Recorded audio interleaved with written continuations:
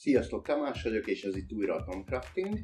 Ma csak egy rövid időre ugrok be, szeretnék nektek mutatni egy olyan lehetőséget, amivel az a polisztirol vágógéppel, amit kisorsoltam, hogyan tudtok könnyen készíteni hozzá betűsablont, hogy a betűket kivágjátok.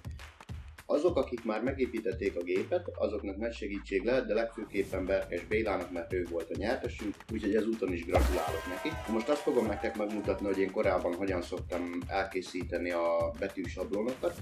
Ha nincs betűtípusod, akkor pedig hogyan tudod azt telepíteni, és honnan tudsz ingyenesen letölteni hozzá külön betűtípusokat. Úgyhogy tartsatok velem, ezt most megmutatom nektek. Szóval a CorelDRAW nevű programban fogunk dolgozni. Ez egy vektor alapú program. Ez azért jó, mert ugye a vektoros képek azok úgymond végtelenségig nagyíthatók, tehát ezek adatokat tartalmaznak, nem pedig pixeleket. Konkrétan így a programról túl sokat nem mondok el, csak annyit, amennyire szükségünk van, hogy ezt meg tudjátok csinálni. Tehát ez itt maga az egész Corelnek a felülete, a munkaterülete, ez pedig úgymond a munkaasztal, aminek a méretét bal felső sarokban látjuk, ugye a szélesség és a magasság, ez most 700x500 mm. Tehát ekkora nyomtatója nem sok mindenkinek van otthon, ezért ezt át kell állítanunk ilyenkor. Ez legyen ugye A4-es méretű, tehát 297x210 mm, fordítva ugye 210x297, tehát állóba csináljuk, és akkor ez így egy A4-es nyomtatópapír méret lesz konkrétan. Na most, ha szeretnél úgy kivágni egy képet, betűt vagy bármit, ahogy én is csináltam, akkor egyszerűen itt bal oldalon az eszköztárban kiválasztod ezt az A betűt, belekattintasz, és mondjuk csak azt akarod, hogy teszt, beírod ezzel a kijelölő eszközzel. Kinagyítod, így lehet torzítani, ugye, hanem a sarkát fogod neki.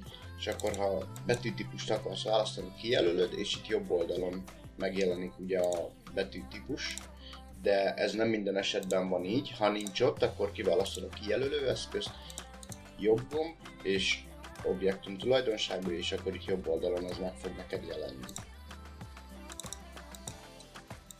És akkor itt szépen kiválasztod azt a betűtípust, amit éppen szeretnél kivágni. Ugye, ha végig nagybetűvel írsz, akkor érdemes nem folyóírást választani, hanem nyomtatott nagybetűket, de azokból is vannak ugye szépek, és igazából teljesen mindegy, melyiket választjuk, legyen ez. Ha konkrétan van egy adott méreted, mondjuk 20 cm, akkor úgy is meg lehet csinálni, hogy jobb gomb, és akkor görbévé alakítás, és akkor ezt most éppen nincsen olyan betűnk, aminek a közepe benne maradna, de attól még szétbontjuk. És így most már külön vannak a betűk, és ezek már vektorosak, tehát látszik is, hogy vonalból áll. Kijelölöd mindet, és ugye itt van neki a mérete, ez a magasság, ez a szélesség, és hogyha te 20 cm magas betűt akarsz, akkor 200 mm-re beállítod, de ugye itt torzít, ezért visszavonjuk, és ezt a kis lakatot bekapcsolod, és akkor újra beírod, hogy 200, és akkor így már látható, hogy 82 cm széles és 20 cm magas lesz. De ugye ez láthatóan nem fér rá egy A4-es lapra, egyetlen betű, hát de így betűnként igen ráfér, de előfordul, hogy nem, olyankor magát a betűt is darabolni kell. Ez ugye nagyon tintapocsékolás, tehát kijelölő az összes betűt, és a kitöltést leveszed, és a körvon alatt pedig beállítod feketére, vagy bármilyen színre, és azt nekem mondjuk egy 2 mm-es vastagságot, és így sokkal kevesebb tintát fog elhasználni majd a kinyomtatásnál. Ezt kinyomtatod, körbevágod, és már rá is tűzheted a hungarocellre, és a hungarocell vágóval pedig lehet tovább vágni.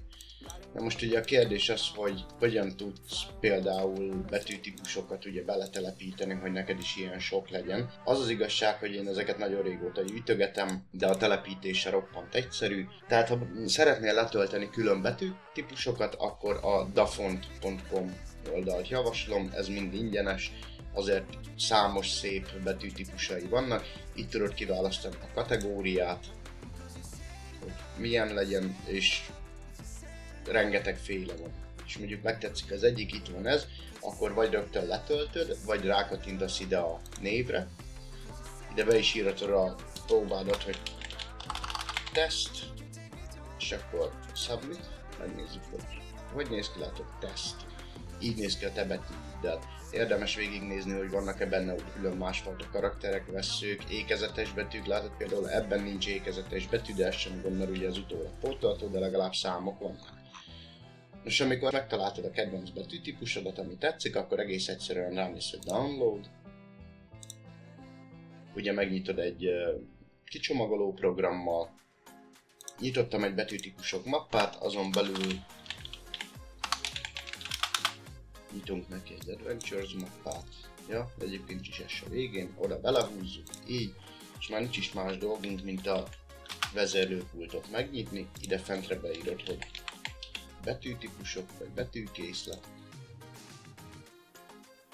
És itt vannak a betűkészleteid, egészen egyszerűen megfogod az OTF fájlokat, a TXT nem kell, ezeket csak fogod és így ide bedobod. És amikor ez a csík végigment, akkor visszamész a Koreába, beírjuk, hogy teszt, vagy bármit beírhatsz, amit akarsz, kijelölöd, és megkeressük az Adventures-t. És itt is van, és már telepítettük is a betűtípust. Tehát ennyire egyszerű. A következő videóban pedig meg fogom mutatni nektek azt, hogy ha nincs egy ékezet egy betűn, akkor azt hogyan tudjátok pótolni. Ennyi volt már ez a videó, köszönöm, hogy velem tartottál, remélem, hogy segítettem neked. Tarts velem a következőkben is, és csatlakozz a Facebook csoportomhoz. Facebookon a Tom Crafting nevű oldalt kell keresned. Köszönöm, hogy itt voltál, sziasztok!